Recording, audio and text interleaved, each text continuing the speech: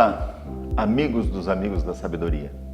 Vamos iniciar o nosso programa Café com Ideias, hoje com a presença do professor Jefferson Dantas. Aguarde um minutinho que já iniciamos para falarmos sobre escola reflexiva, professor reflexivo, com e pelo ensino de filosofia.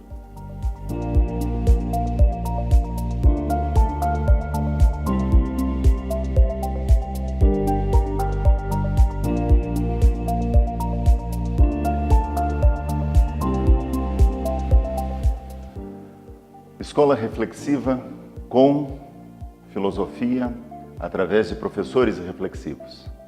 Hoje conosco o professor Jefferson Dantas, nosso amigo, companheiro de muitas lutas. E ao iniciar esse nosso programa Café com Ideias, um espaço de diálogo, gostaria de ler para nós e para os telespectadores um pequeno texto do livro Canja de Galinha para a Alma, da editora de Ouro. Você é uma maravilha. Cada segundo que vivemos é um momento novo e único do universo, um momento que nunca mais existirá. E o que é que ensinamos aos nossos filhos? Ensinamos a eles que 2 mais 2 são 4 e que Paris é a capital da França. Quando ensinaremos a eles o que eles são, deveríamos dizer a cada um deles: sabe o que você é? Você é uma maravilha. Você é único. Em todos os anos que se passaram, nunca houve outra criança como você. Suas pernas, seus braços, seus dedos, a maneira como você se move. Você pode se tornar um Shakespeare, um Michelangelo, um Beethoven, um Aristóteles, um Sócrates. Você tem capacidade para qualquer coisa. Sim, você é uma maravilha. E quando crescer, como então poderá fazer mal a uma outra pessoa que, como você, é uma maravilha? Você deve trabalhar, todos devemos, para tornar o mundo digno de suas crianças. Professor Jefferson, ao iniciarmos essa nossa conversa com esse texto, é muito importante que os telespectadores saibam quem é Jefferson Dantas. Certo. Então, primeiramente, obrigado, Silvio, pelo convite, de uma proposta tão importante, tão interessante, que é lidar com a filosofia, e não apenas com a filosofia, mas com o conhecimento, em crianças, jovens e, por que não, professores, adultos, Academicamente, eu sou formado em História, pela Universidade Federal de Santa Catarina, com pós-graduação também na Universidade Federal de Santa Catarina, na área da educação. Mas eu costumo dizer que eu sou um professor, acima de tudo. Então, acho que, dentro desse aspecto, me considero um professor acima de qualquer título. Que legal, mas o professor Jefferson tem uma obra muito importante. Além de outros livros, além de ser músico, o professor Jefferson, junto com outros autores na área de História, é autor desta coleção Dialogando com a História, livros que foram lançados pela editora Zofos de 6º ao 9º ano, numa perspectiva de uma história reflexiva, de uma história crítica, onde os conteúdos que os alunos de 6º ao 9º ano devem saber pelo currículo da escola, uma história reflexiva. Então também é autor desses livros e a gente não pode deixar de dizer da importância desses livros para as escolas, que nós queremos que sejam escolas reflexivas, que nós queremos que sejam professores reflexivos. Mas aí, professor Jefferson, como foi a sua formação acadêmica? O que inspirou e inspira ser educador no século XXI? Essa questão é uma questão que eu considero fundamental, Silvio, porque quando você apresenta para nós aqui essa coleção temática da história reflexiva e também a proposta do próprio sistema de ensino reflexivo, a editora Sofos, o Centro de Filosofia para o Pensar, entender a história contemporânea como uma história em que os protagonistas precisam ser também os que mais precisam compreender a sua própria história, né? Eu, coincidentemente, com o falecimento agora do jornalista uruguaio Eduardo Galeano, ele me influenciou muito com a obra As Veias Abertas da América Latina. Me influenciou no sentido de escolher a minha profissão, né? Eu queria ser jornalista, mas acabei indo para o campo da história. Não me arrependo nem um pouco, porque a história me ensinou e continua me ensinando a compreender os desafios não só do conhecimento histórico, das narrativas, diferentes narrativas historiográficas, mas também como isso se traduz dentro de uma escola, de uma educação básica para crianças e jovens. Como é que a gente sistematiza isso para a criança e para o jovem? Então, esta coleção, por exemplo, ela tem exatamente este compromisso, né, de mostrar não é apenas a história dos vencedores, mas a história dos vencidos. Legal. E o que inspirou, além de Eduardo Galeano, em termos de ser educador no século XXI? O que é ser educador no século XXI? Principalmente o desafio, Silvio, de incluir aquele que estava excluído da escola, ou aquele que não permanece na escola. A gente não pode esquecer que vivemos uma sociedade extremamente desigual, né, do ponto de vista mesmo do modelo que existe, o modelo capitalista. Então, as desigualdades escolares, elas criam desigualdades, desigualdades sociais, elas reproduzem desigualdades escolares. Então, como é que nós conseguimos equalizar, né, essas desigualdades no âmbito da escola? Então, quando você se depara com o trabalho de um professor reflexivo, um professor que pensa a escola, ou que pensa a educação, ou que pensa a sua área, a epistemologia, ele tem que realmente pensar nessa dimensão. Quem é a criança e o jovem que está chegando na minha escola? Qual a realidade escolar que eu tenho que enfrentar?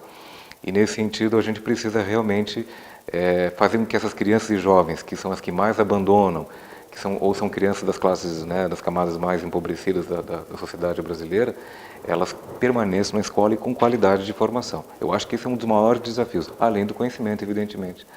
E só para fechar a minha reflexão, Silvio, eu entendo também que existe uma certa ideia, não uma ideia, mas dentro desse dualismo educacional que nós temos no nosso país, e aqui em Santa Catarina não é diferente, a gente tem que começar a combater uma escola pobre para crianças pobres, uma escola pobre para jovens pobres. Queremos uma escola única, com qualidade, com conhecimento e com proposição didática.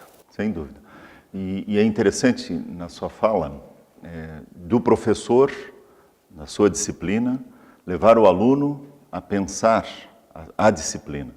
Eu costumo dizer para os educadores ou em trabalhos com os pais nas escolas, de que uma educação no século XXI necessariamente precisa que o aluno aprenda o conteúdo, porque ele tem que dominar esse conteúdo. Então é uma escola, sim, que precisa instrumentalizar condições para que o aluno aprenda aquilo que ele tem que saber, porque é da disciplina, porque é da estrutura curricular, mas, sobretudo, que ele aprenda a pensar matematicamente. Então ele vai aprender, sim, as operações matemáticas, ou vai aprender as equações matemáticas, mas ele vai aprender a pensar matematicamente. Quando ele aprender história, que é o caso da coleção Dialogando com a História, que ele aprenda a pensar historicamente. E aí é interessante a visão de quem oprimiu e fez a história e de quem foi oprimido e participou dessa história. Para que o aluno possa pensar historicamente e não simplesmente reproduzir um conteúdo como se esse conteúdo fosse a única verdade. E que ele aprenda português, mas não somente a gramática, não somente a organização da língua, mas ele aprenda a pensar dentro dessa língua. E aí no inglês ou qualquer outra língua, aprenda a pensar nesta língua. Nesse aspecto, eu considero a escola reflexiva, a escola que leva o aluno a aprender a pensar sobre e nas situações do dia a dia. Mas eu queria ainda que, puxando essa minha colocação daquilo que o senhor colocava antes, uma escola reflexiva, e os pais muitas vezes, ou próprios educadores, querem saber quais são as características de uma escola reflexiva. Então, na minha compreensão, professor Silvio, o que é uma escola reflexiva? Uma escola que não pode mais trabalhar de forma isolada, né? Então, Quando pensamos em uma escola reflexiva, pensamos com todos os sujeitos da escola, que envolve os professores, a coordenação pedagógica, os estudantes, as famílias, né? O que mais nós escutamos, o que mais nós ouvimos, né, diante das queixas, talvez assim dos professores, né, é de que as famílias estão muito ausentes da escola. E a gente poderia fazer a seguinte pergunta: qual a estratégia que a escola está utilizando para aproximar as famílias desse ambiente que muitas vezes é hostil para as famílias, né? Então, quando nós pensamos uma escola e de maneira reflexiva, de maneira que entendamos como é que o que significa o conhecimento para jovens e crianças em processo de escolarização básica, é fazendo que as famílias também se apropriem daquilo que a escola está discutindo. Não apenas em reuniões pedagógicas estanques, não apenas na hora de entregar um boletim, uma avaliação, mas que os pais participem efetivamente de um projeto de escola, um projeto político-pedagógico consistente, com reflexão, com conhecimento. E, professor Silvio, na sua explanação, o que me chamou a atenção também é este esvaziamento dos conteúdos escolares, né? Isso me preocupa bastante, porque me parece que hoje em dia a criança e o jovem não precisam saber muita coisa, além dos rudimentos da leitura e da escrita, né? A nossa compreensão é de que cada vez mais a criança e o jovem tenha mais acesso ao conhecimento, aos conteúdos escolarizados, sistematizados, né, pela sociedade, né, pela humanidade, e que a gente consiga realmente vislumbrar as diferentes perspectivas, seja no campo da história, da geografia, da própria filosofia e assim por diante, das ciências, né? Então, uma escola reflexiva é uma escola que pensa melhor, que discute melhor a sociedade que a gente vive, que não cai nas armadilhas de uma ideologia que está aí, da ideologia midiática principalmente, né? Então, me parece que se a gente consegue fazer com que todos os sujeitos da escola dialoguem de forma efetiva, a gente vai ter uma escola melhor. Que ótimo. Características importantes, sim. E gostaria de colocar um gancho para o próximo bloco, nós vamos ter um rápido intervalo. Nós falamos então das características de uma escola reflexiva. Seria importante a gente agora pensar como ser um educador reflexivo. Numa escola que a gente quer que haja participação de todos e que todos sejam protagonistas do saber, como fazer para que eu, educador, eu, pai que participo da escola e que não vou só receber o boletim, como fazer para que o educador, professor de sala de aula, o pai, o responsável pela recepção na escola, pela segurança, o professor da disciplina X, Y, como ser um educador reflexivo nesse século XXI que nós precisamos. Então, um rápido intervalo e retornamos em seguida.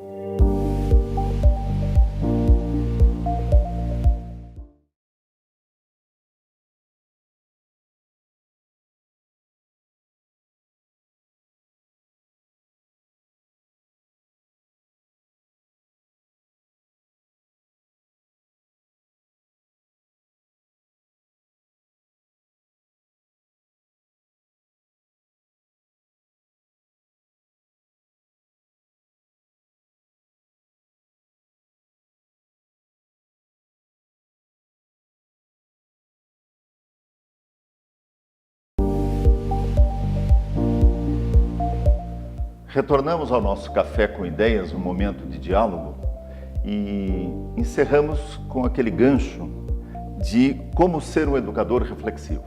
Antes do professor Jefferson colocar as suas reflexões, as suas ideias, partilhar conosco nesse diálogo, gostaria de lembrar aos telespectadores que lá no site da Editora Zófos, que está aí ao pé do seu vídeo, nós temos uma enquete falando sobre isto, como a minha escola é ou pode ser reflexiva nesse século XXI. Participe dessa enquete para o sorteio do livro Filosofia Viva, depois nós vamos falar sobre ele. Mas, professor Jefferson, como ser um educador reflexivo? Eu acho que o maior desafio que nós temos hoje, professor Silvio, é o que é ser um educador reflexivo diante de tantas demandas que se apresentam não só para a educação, né, para a escola, mas para todos os sujeitos que pensam, né? Mas se a gente pensar no nível da educação ou da escola, o professor reflexivo é aquele que não se contenta simplesmente com a sua discussão da sua área de conhecimento, né? Me parece ainda que a gente não conseguiu implodir as fronteiras disciplinares, e aí quando eu digo isso, não no sentido de minimizar ou desqualificar cada área individual do conhecimento, cada epistemologia, mas como é que há esse diálogo na escola, né? Como é que os professores conseguem criar, junto com os pais, com os estudantes, com a coordenação pedagógica, estratégias de discussão do conhecimento. Então, quando você tem esta compreensão de que eu não posso mais falar sozinho sobre história, eu tenho que conversar com meu amigo da geografia, da matemática, das ciências como um todo, da educação física, da arte, né? A gente começa a se ver na totalidade, não mais na fragmentação. Me parece que hoje ser um educador reflexivo, uma educadora reflexiva, pressupõe que não ocorra mais a fragmentação do conhecimento, né? Os materiais pedagógicos que a editora Sophos tem elaborado e desenvolvido, eles têm esse compromisso com a totalidade, no meu entendimento, não com a fragmentação. Por isso, a importância das diferentes abordagens, dos links, né, que existem nesses materiais, com outras referências de estudo. Então, um professor reflexivo é esse. E refletir não só sobre a sua área, mas refletir sobre a sociedade que a gente vive. Uma sociedade que nós sabemos, muito marcada hoje pela intolerância, pela violência exacerbada, pelo discurso do ódio. Infelizmente, nós vimos isso nos últimos meses, né? Então, como é que a escola se depara com essa realidade que está aí na sociedade como um todo? E aí também, professor Jefferson, a escola reflexiva, com professores reflexivos, é a escola que está aberta para o diálogo, né? Nós defendemos, enquanto centro de filosofia, enquanto um programa filosófico-pedagógico, e entra na sua fala também, essa participação do professor como protagonista, do aluno como protagonista, do seu saber, na discussão com o todo e não somente na minha área. E isso tem que ser feito numa sala de aula diferente, numa escola diferente.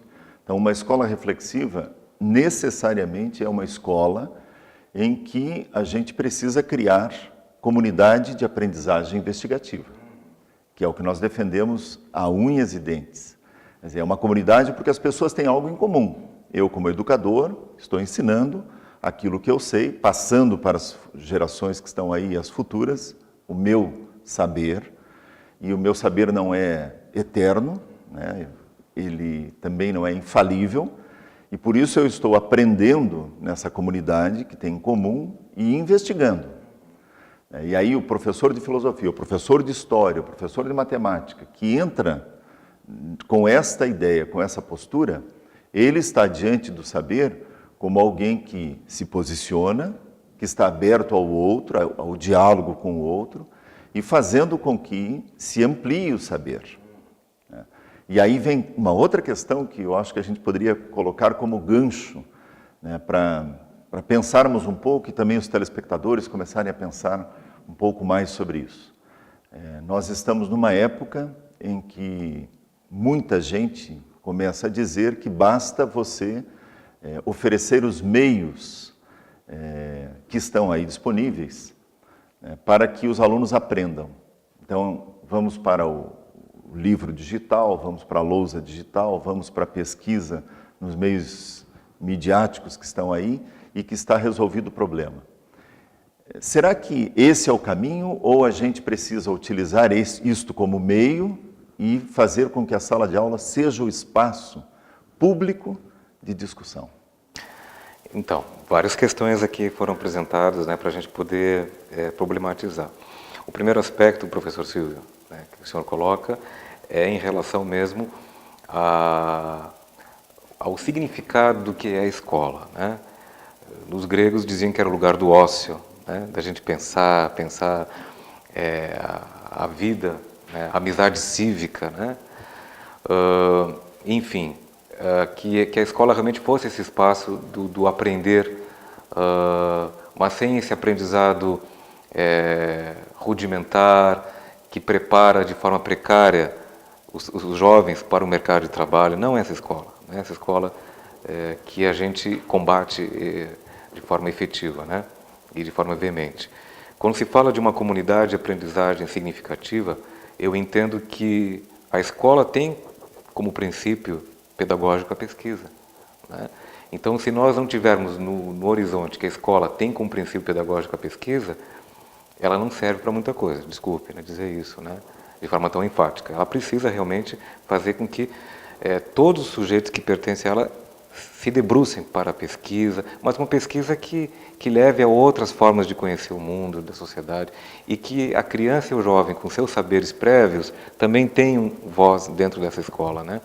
E aí daí a importância de que as instâncias deliberativas da escola, seja a APP, seja o Grêmio Estudantil, sejam os conselhos escolares, realmente dialoguem para que se torne uma comunidade investigativa de fato, não apenas burocrática, administrativa, estanque.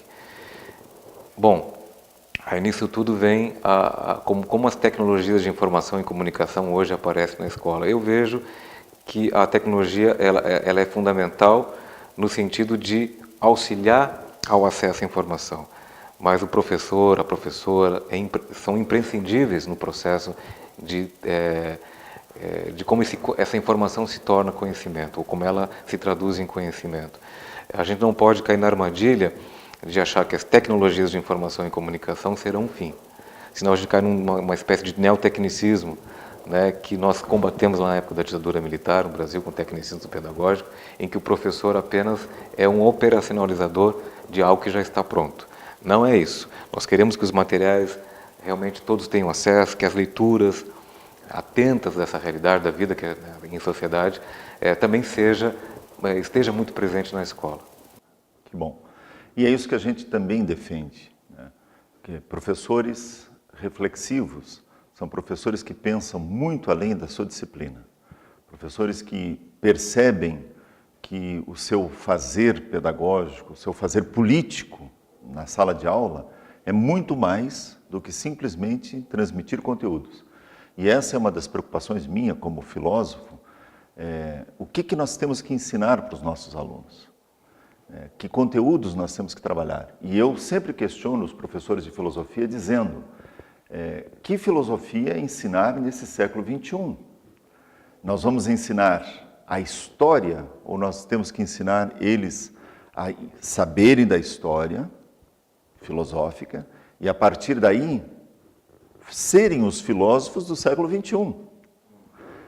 A mesma coisa nas outras disciplinas, quer dizer, eu preciso que eles saibam o que grandes matemáticos pensaram sobre a disciplina e o que eu vou fazer com esse conhecimento hoje, conhecimento matemático. Por isso eu tenho que aprender a pensar matematicamente sobre as coisas. E aí o papel do professor, do educador, né, pai, mãe que está em casa, é muito mais do que simplesmente mandar o seu filho para uma sala de aula no momento em que vai ter lá um professor que preparou, que está se esforçando para dar um conteúdo. Quer dizer, ele está indo para um espaço onde ele sabe que ele vai sim mostrar que tem conhecimentos, esse aluno, e isso desde a educação infantil até o ensino médio, até a universidade. Tenho conhecimentos e vou discutir esses conhecimentos. E vou confrontar com outros que elaboraram, sintetizaram, produziram um saber. E aí, nessa discussão, eu vou ter o meu pensamento sobre, mas não um pensamento também individual, né? Porque senão a gente pode cair no outro erro que o telespectador pode pensar. Bom, então cada um aprende o que quer, cada um sabe as coisas, cada um faz. Não, por isso que nós temos uma comunidade. Pessoas que têm algo em comum e que tem que ter uma ação. Senão a gente passa, uma expressão que eu uso, o deleite, né? Deleite intelectual. Quer dizer, há uma satisfação no aprender, no saber, mas o que eu vou fazer com esse saber? Qual é o meu retorno social, né, que eu preciso dar para a sociedade que está aí? Que transformação eu quero? E aí, antes de irmos para o nosso último bloco, eu queria colocar aqui, eu tenho colocado também para outros educadores e formadores de opiniões que estão aqui dialogando conosco nesse espaço, e queria colocar para o senhor, professor Jefferson, que nós estamos sendo protagonistas de uma revolução silenciosa nas escolas. Quando a gente começa a dar oportunidade para que crianças pequenas filosofem, dar oportunidade para que crianças, adolescentes, possam ter uma história, uma geografia, uma língua portuguesa, uma matemática reflexiva. Então, ter uma escola reflexiva é ter uma escola que tem os meios que levam para a reflexão. E aí nós colocamos alguns meios, o senhor colocou muito bem, participação de todo mundo, discussões, envolvimentos, elaboração do projeto político-pedagógico da escola. Tudo isso faz parte de uma escola reflexiva. Esse comprometimento do professor, do educador do século XXI, não com somente o seu saber, mas o saber de um todo, da formação de um ser integral.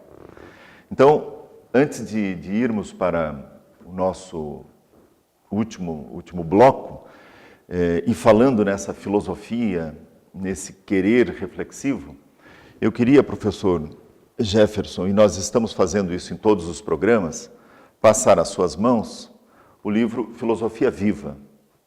E aqui está a história de um trabalho de 25 anos, de uma busca constante para que as escolas públicas, escolas particulares, confissionais, não confissionais, possam ter um caminho para que esse ensino reflexivo seja vivo, e a filosofia colabora com isso, principalmente uma filosofia do século XXI. E aqui está a história dessa nossa caminhada em todo o país. No capítulo 1 nós falamos sobre os eventos nesses 25 anos, congressos, seminários, lançamento do jornal Corujinha, da revista Filos, de obras desta coleção Dialogando com a História. No capítulo 2, o que aconteceu em cada região do país. No Sul, como é que aconteceu, quais as escolas envolvidas. E é importante o telespectador também saber, mas nós temos escolas que estão conosco há 25 anos, 24 anos, 16 anos, 15 anos, fazendo um trabalho sistemático. E isso é uma revolução silenciosa. E que está já dando resultados, dando os frutos com pessoas que estão envolvidas em suas áreas profissionais, e pensando, e refletindo, e agindo de maneira diferente. O capítulo 3, professor Jefferson, fala sobre a questão das consolidações. Então, alguns eventos, algumas ações, algumas frentes que consolidaram esse trabalho, mostraram que era um trabalho sério. E o capítulo 4, a gente faz um voo futurista. Então, nós estamos colocando aqui o que nós queremos, enquanto estrutura, Centro de Filosofia e Editoras Ofos, realizar até 2039, porque lá nós vamos estar completando 50 anos de uma filosofia viva. E com certeza nós vamos ter filhos desses alunos que estão hoje fazendo filosofia, tendo filosofia nas escolas. Então, professor Jefferson, com muita alegria eu quero passar às suas mãos esse livro, e o senhor também faz parte dessa história. Assim como os telespectadores também poderão ter acesso a esse livro participando da nossa enquete que está lá no endereço da Editoras Ofos, que está aí ao pé do seu vídeo, da sua tela de televisão.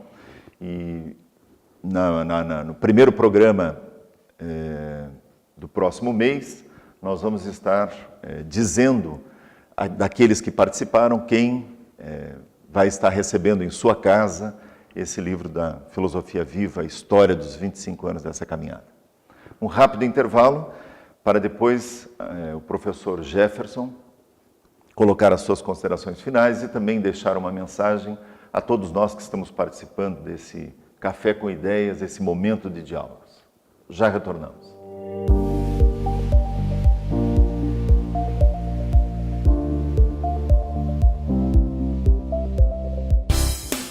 Uma TV que produz a imagem de sua empresa, transmite pela internet e ainda divulga nas redes sociais.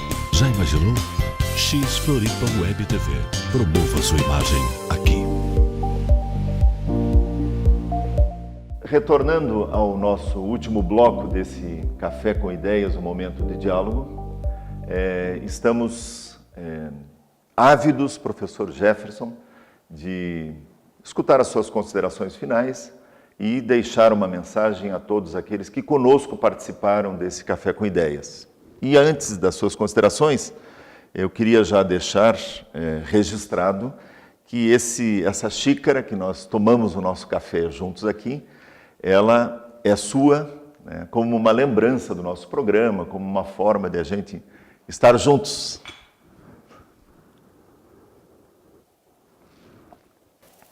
Bem, professor Silvio e telespectadores, né, dizer da minha grande alegria de estar aqui hoje compartilhando algumas ideias, né, e também de elogiar este projeto, né, que é um projeto, no meu entendimento, que vai atingir muitos professores, educadores, pais, estudantes de todo o Brasil.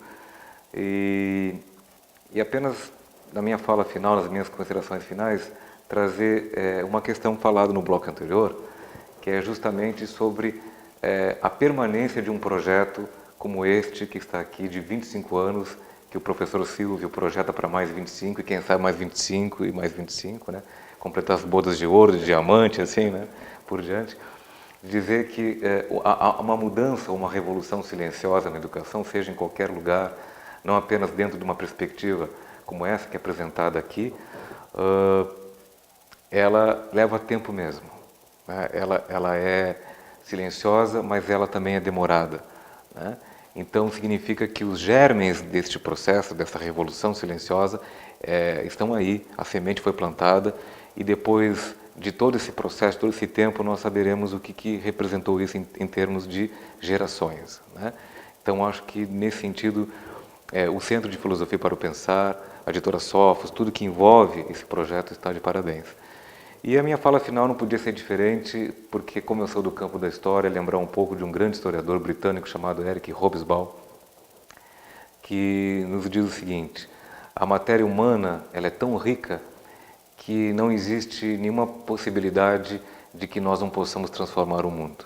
Então, se vivemos tempos duros de intolerância, de toda forma de preconceito, do discurso do ódio, isso não é eterno, porque o ser humano é dinâmico e ele pode mudar essa história. Então, queria agradecer mais uma vez, obrigado. Nós também agradecemos a sua presença, sua disponibilidade de estar aqui conversando conosco e trocando ideias e alimentando toda uma caminhada de trabalho e reflexão que estamos fazendo. E quero lembrar que o telespectador poderá rever esse programa quantas vezes quiser no nosso endereço do YouTube, que está aí também no seu vídeo, né, para que possa servir de reflexões com outras pessoas, com seus alunos, com outros amigos. E eu queria então também terminar nosso programa de hoje, que é o quarto programa, e fechamos então essa reflexão sobre a escola reflexiva, o educador reflexivo com e pela filosofia, com a frase do texto Você é uma Maravilha, que eu li no começo, né? Você deve trabalhar, e todos trabalhamos, para tornar o mundo mais digno para as suas crianças, para os seus filhos, para as pessoas que nós amamos. E nós temos que fazer isso, sim, numa escola reflexiva, com educadores reflexivos. Muito obrigado.